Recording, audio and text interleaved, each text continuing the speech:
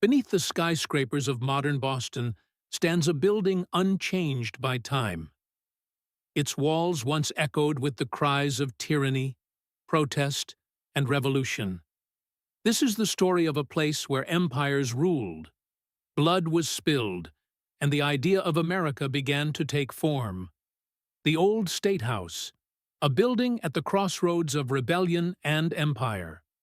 Built in 1713, the Old State House was the seat of British colonial government in Massachusetts, a miniature palace of power for royal governors. Inside these walls, taxes were debated, laws passed, and judgments rendered, often in favor of the distant crown across the Atlantic. The Old State House wasn't just a government building. It was the symbol of everything the British Empire stood for in the colonies: control, commerce, and command. To Boston's people, it became a looming reminder, not of justice, but of injustice. By the 1760s, protests were growing louder. Stamp Act riots, Liberty Tree demonstrations, and the spark of resistance that would soon become a wildfire. Every tax, every decree, every soldier in the street brought more Bostonians to believe that Britain no longer governed by consent, but by coercion. The Old State House sat at the center of it all. Every protest marched past it. Every demand for liberty echoed within earshot. March 5, 1770. Tensions erupt. A crowd gathers. Taunts fly. Snowballs hit redcoats. A musket fires. In front of the Old State House, British soldiers fired into a crowd of unarmed colonists. 5 lay dead. The first, a black man named Crispus Attucks. The massacre wasn't just a tragedy. It became a rallying cry. It radicalized the city and shocked the colonies. That night, the Old State House transformed, from a symbol of authority to the backdrop of murder. What happened that night became legend, thanks to voices like Samuel Adams and Paul Revere. Pamphlets flew, engravings spread. The image of British tyranny crystallized. Cut to British commanders in court.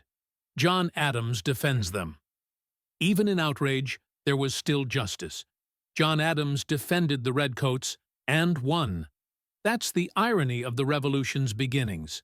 But the damage was done. The Old State House, and what happened outside it, had already entered the American psyche.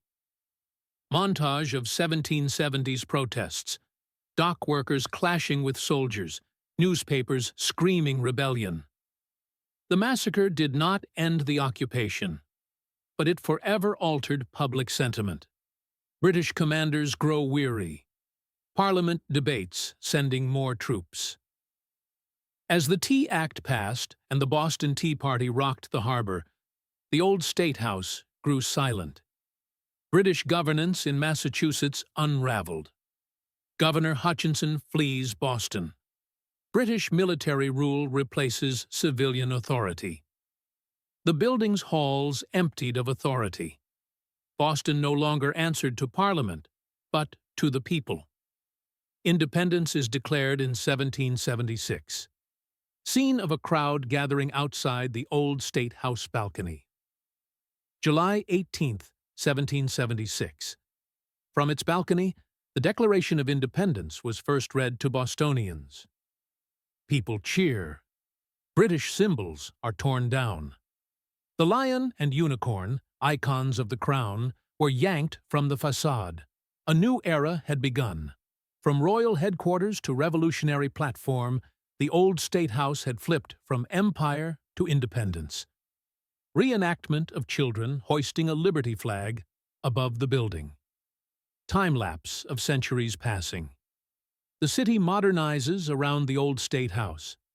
As the republic it helped birth grew, the Old State House stood. Weathered, but defiant. Victorian visitors, then 20th century tourists, walk through the building.